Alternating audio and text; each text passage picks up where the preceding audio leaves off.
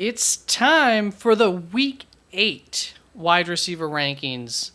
The season is flying, and just a heads up, I will be available here live on YouTube half hour prior to kickoff on Thursdays, prior to Thursday Night Football, and then 1.5 hours prior to the Sunday, main slate for any start-sit questions, where you can also find my last final updated rankings in each of those, really for Sunday. But on Thursday night, also have my rankings up here. You can also find those on my website throughout the week, www.theffforge.com. That sounded wrong, but it's right above me. You can see it. And there's also a link down in the description to the website. As a heads up over here for the projections over to the left of the name, that is my player temperature gauge. That's essentially based on the matchup and based on the player and their talent a little bit too. Is this a week where you can expect that this player will be able to have a good game, or is there concern from that? And if it's red, that means that things are looking good. Things are hot for the matchup, for the player to produce. And if it's blue, then things are not looking great for that player to produce. White would be average. And so you will see those to the left of the names once again. And the same for the coloring here for the low end and the high end of this expected range for the projections. Before we get into my rankings, quick Week 7 recap. Last week for the DFS plays that I give you, and I will give you some for Week 8 at the end of this video.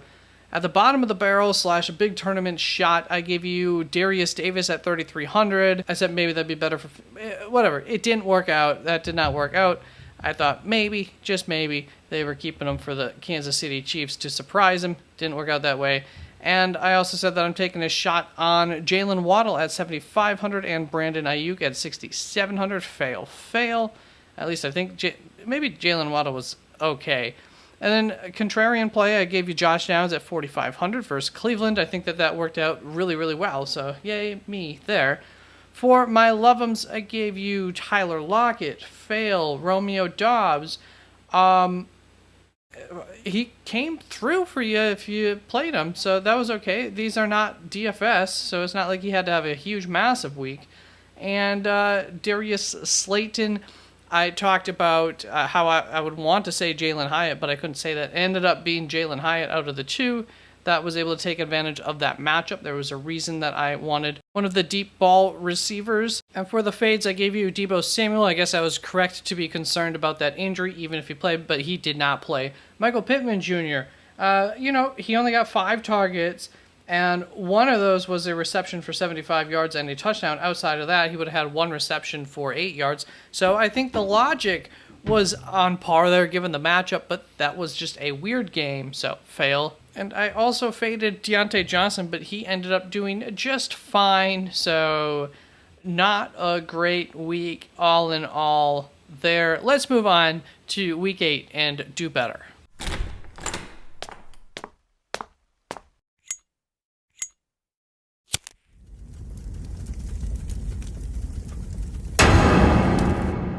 Welcome to the Fantasy Football Forge. My name is Steve, that is right, just introducing myself right now, and on the screen now you can see my first tier for the wide receiver rankings, and I said let's do better this week, but I don't know how much better it's going to be. Just like the quarterbacks, except maybe 3 times harder, the wide receivers are not exactly fun to rank this week as you get down into them, but these are my must-start receivers for the week. Tyreek Hill in at wide receiver 1, followed by A.J. Brown, Stephon Diggs, Keenan Allen, Jamar Chase, Amon-Ra St. Brown, Cooper Kupp, Puka Nacua, Devontae Adams. Adam Thielen might be a little bit of a surprise in here. Mike Evans, CeeDee Lamb, Christian Kirk just barely snuck in. Originally I had Brandon Ayuk higher. We'll get to that in a second. But Christian Kirk did sneak into this tier. And it's because for the receivers I just mentioned that they're complex this week. They're not fun to rank, and you either get great matchups with crappy quarterbacks at play for sometimes even good wide receivers, you get underperforming players in good matchups, or you get good players in bad matchups. And so it's just not really a fun week to parse out what you want to believe, what you don't want to believe, what are the odds of this or that happening. It all kind of washes out to seem pretty equal in terms of some of these, a big group of wide receivers. That leaves last up at wide receiver 14 have Brandon Ayuk, and unfortunately just a short bit before recording came out that Brock Purdy is in concussion protocol, which basically assures that he will be out this weekend. I still have to absorb this information a little bit more, so for now I just knocked Ayuk down to the bottom of this tier. Like I said, don't really like the wide receivers a whole lot, so I don't know how far I will or will not end up putting him down from this spot. The good news is that they do have Sam Darnold in as their backup quarterback, and I think that he should be able to hold the ship upright for a week. I think Deebo Samuel, being active or not, will probably play a decent role in exactly where I end up with Brandon Ayuk. If Deebo Samuel's going, I'm a little bit more positive on a guy like Ayuk, even just to help make that offense harder for a defense to read, but it just really might be a Christian McCaffrey week. That'll bring us to our second tier of wide receivers, kind of a large tier from wide receiver 15 to 27. Now, I have, I think, like 46 wide receivers or so in this video. I do have around 100 ranked, so once again, those are all up on the website if you need to see more than what I have up here. We just want to see how they change throughout the week. But I'm not going to be talking about every single one of them. So Zay Flowers have at wide receiver 15, followed by Jalen Waddle at 16, Devonta Smith in at 17, and Nico Collins in at wide receiver 18, Jacoby Myers, Jordan Addison, followed by Garrett Wilson at wide receiver 21. And finally, in at wide receiver 22, I have George Pickens, who we will talk about a little bit.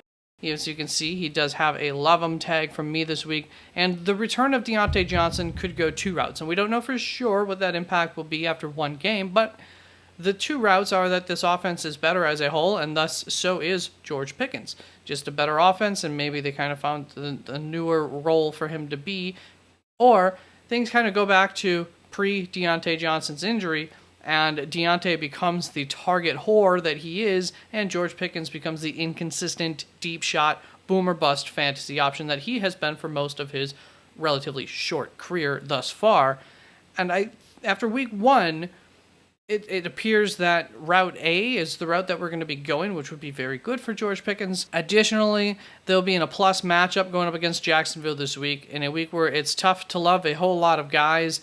I gave George Pickens my love. At wide receiver 23, we have Michael Pittman, who has been a high-end wide receiver too up to this point on the season. And yes, New Orleans is a below-average matchup. And no, I don't have high hopes for Gardner Minshew this week. But that's more because of turnovers, etc. for him. I think he can still produce some solid, especially if you're getting receptions or points for receptions. All the more faith that you want to have in the receivers for Indianapolis, despite, once again, not loving Gardner Minshew this week. Michael Pittman is basically always on the field, and he averages 10 targets a game. There's very little chance that I would be sitting him, especially this week. His ECR 34 is quite shocking to me. I'm surprised that the experts were that low on him, at least as of this point in the week. At wide receiver 24, I have Chris Olave, and he was one of the guys who stuck out. He's an excellent wide receiver 2 option in the sense that he is super safe, and he offers you as high of a floor as just about anyone. ECR in him is probably, I think, about wide receiver 13 as of the time of filming this. The difference in how I have him ranked versus how the average expert has him ranked dictates that he should be a fade, but I don't dislike him for any reason this week. This is just about where he should be ranked given what he's done for you this season up to this date, and I would prefer to take the ceiling shot on the guys that I have ranked ahead of him than rely on what is a floor that I do really like for Chris Olave. So that's where I end up ranking him here. Then at wide receiver 25, we have DJ Moore, and he is an enigma wrapped in a mystery that at some point you just have to take a shot on, despite how hard it is to trust him, with the average depth of target of 2 yards from his current quarterback, Bagent, in his first start last week. Still, we know that DJ can take it to the house from anywhere on the field. So, like I said, you have to take a shot on him at some point, and that's where I have him here. A really, really good matchup against the Los Angeles Chargers, one that maybe they could take advantage. Then Terry McLaurin I have at wide receiver 26. He has been a good flex, but not much more than that this season. Still, Philadelphia has been an excellent matchup for receivers. Should I give him a love him? You know, I ended up giving his partner a love him in the back and on this team, and we're just going to stick with that. But understand that Terry McLaurin was very, very close to getting a love him here. And at wide receiver 27 to wrap this tier up, we have DK Metcalf. He's been an high-end wide receiver 2 so far this season. Cleveland absolutely knows how to shut down perimeter receivers, so it's going to be tough for DK to have another good week. So that is why I am going to fade him if possible. Brings us to tier 3 here. Chris Godwin in at wide receiver 28, going up against Buffalo. Cortland Sutton going up against Kansas City. Drake London, wide receiver 30, going up against Tennessee. T. Higgins, wide receiver 31, going up against San Francisco. Another one of those guys. You just have to rank him at some point, despite what he has done for you so far this season. And at wide receiver 32, I have Amari Cooper. Let's back that up to Drake London real quick. At wide receiver 30, Tennessee, their opponent is not exactly a dream matchup for Atlanta, as they're good against the run and bad against the pass, the exact opposite of what Atlanta prefers to do. But A, they'll probably want the passing game to get going in order to soften up this run defense, and B, Drake is their number 1 wide receiver, so why wouldn't I bet on him being the one that they want to take advantage of this good matchup with, especially in this horrid week of wide receivers. All right, on to Amari Cooper at wide receiver 32. Regardless of who is at quarterback, his ranking is one of those where it's basically necessary that he be ranked this highly. Seattle is a top 5 wide receiver matchup. If I have him, though, I am fading him to the best of my ability. Really don't want to trust Amari Cooper, and apparently I would rather put my faith in T. Higgins going up against San Francisco. I don't know, it's close there. Then Tank Dell I have at wide receiver 33, and it's not necessarily a ceiling type of matchup for Tank Dell going up against Carolina, but Tank should be able to produce for you just fine this week in a middling matchup, and if they cannot get that run game going, which is a possibility, then they should be fine relying on this passing attack and find some success there.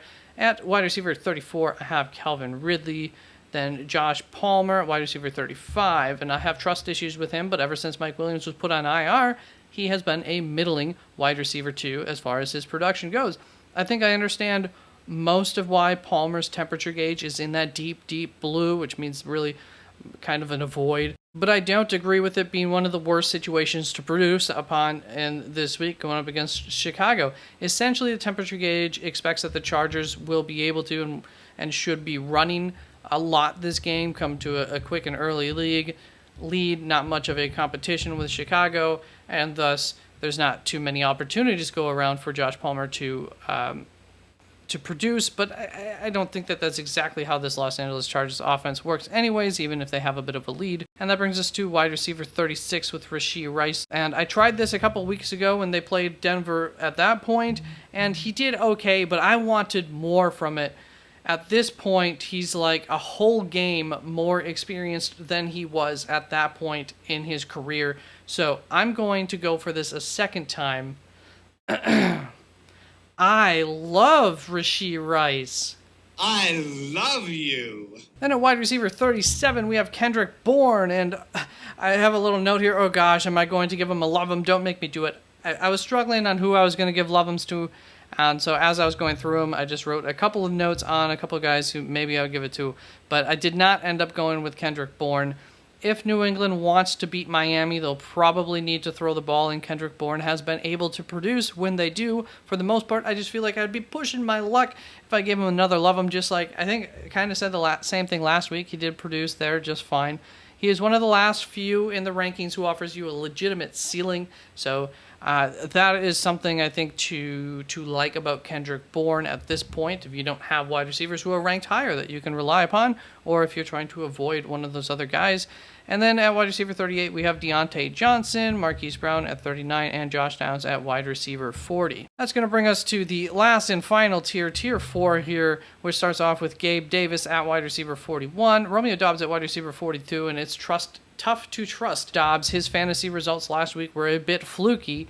I think that maybe, possibly, the Packers will be able to move the ball against this defense along the perimeters where we would find Romeo Doubs, but it is definitely a risk with how much Minnesota blitzes and how not so great this Green Bay offensive line has been as of late. In addition, the defense is really banged up for the Green Bay Packers, so that's a good chance that the Packers will have to sling the ball a lot this game, so that works in favor of Romeo Doubs. At wide receiver 43, I mentioned this. Curtis Samuel was the other Washington receiver who actually ended up receiving the love here. And just look at that deep red temperature gauge going on for Curtis Samuel. I was between a few people. I've already mentioned a couple of them, and I was also actually almost gave it to Jordan Addison. I was thinking maybe even KJ Osborne might be a solid play. Green Bay's defense is absolutely decimated at this point, as I just mentioned, for Romeo Doubs. But in part, because of the temperature gauge here, I ended up deciding to go with Curtis Samuel to potentially have another one of his larger weeks. Philadelphia has been one of the best wide receiver matchups up to this point in the season. They're getting healthier and stronger at safety, so that might not help things out here. But I'm taking the shot with Curtis if you want a pretty solid floor and a potentially ceiling shot in Curtis Samuel. I like him a fair bit this week. And right behind him, I have a guy who I don't like so much. So I gave a love him to Curtis Samuel and a fade him to Tyler Lockett at wide receiver 44. And it's the same thing for DK Metcalf. I really don't trust the perimeter wide receivers going up against these Cleveland cornerbacks. If there's a receiver who will do something, it's probably going to be JSN in this game, but that's if he even gets on the field enough. I don't know how often they'll actually go into 3 wide receiver sets. We'll see after what he did last week. And at wide receiver 45, we have Michael Thomas. Wide receiver 46, we have DeAndre Hopkins to finish up this tier. And that's going to bring us to my DFS buys for week 8, which I have to look up. All right, I've got a contrarian play for here right off the bat. It's expensive, so you're taking a risk, but sometimes that's what you do with these kinds of things when you're gambling. Devontae Adams is going up against Detroit. They've been a relatively good matchup for receivers, and so maybe this will just be one of those weeks that he goes off. That's very possible, and especially for DK where it's full PPR, there's always a chance that he gets heavily targeted. I don't think many people will be wanting to spend that on Devontae Adams given everything surrounding that situation there. So there's my contrarian play. And I'm more than happy to take a shot on Christian Kirk at 5,900. As I made clear in my rankings, I'm more than happy to just start Christian Kirk, hope that it doesn't go poorly. I think there's a lot of things. It's a good matchup, a very good matchup for him going up against Pittsburgh. They've sucked against wide receivers, and he's been the guy to usually capitalize on that. So I really like that price at 5,900. I would go with Christian Kirk there. I got to write these down. Yeah, I'm going to give you a few last suggestions that are on the cheaper end. So Zay Jones at 4,000 DK bucks. I like if he ends up playing in this game. Once again, a really good matchup that he could end up taking advantage of. Of course, Curtis Samuel, Jackson Smith, and Jigba, 4,200, 4,300 relatively for those two. And then Kendrick Bourne at 47 and KJ Osborne at 47 as well. All right, I scrolled down just a little bit further after I cut off the video. And Demario Douglas at 3,300 is going to be my official bottom of the barrel, big tournament long shot option. That fits the idea. So I liked all those guys that I kind of shotgun approached at you before, but that's the one I wrote down. And that's the one that I would take if you're just looking for a real cheap option there. All right, bye-bye. Thank you very, very much for watching this video, and I hope that this week goes well for you in fantasy. Please like, comment, and subscribe if you made it this far. And I will see you in the morning with my it's Thursday night, so come visit me half hour prior to kickoff, and then tight ends video will come out in the morning. And if you have any questions and you're not going to be able to make it to the start-sit show on Thursday prior to the game about Dalton Kincaid at tight end, my rankings will be up in time as well. But otherwise, feel free to drop a comment down below. And if you're asking about should I start him over so-and-so, and I'll get you an answer as quickly as possible. All right, peace out.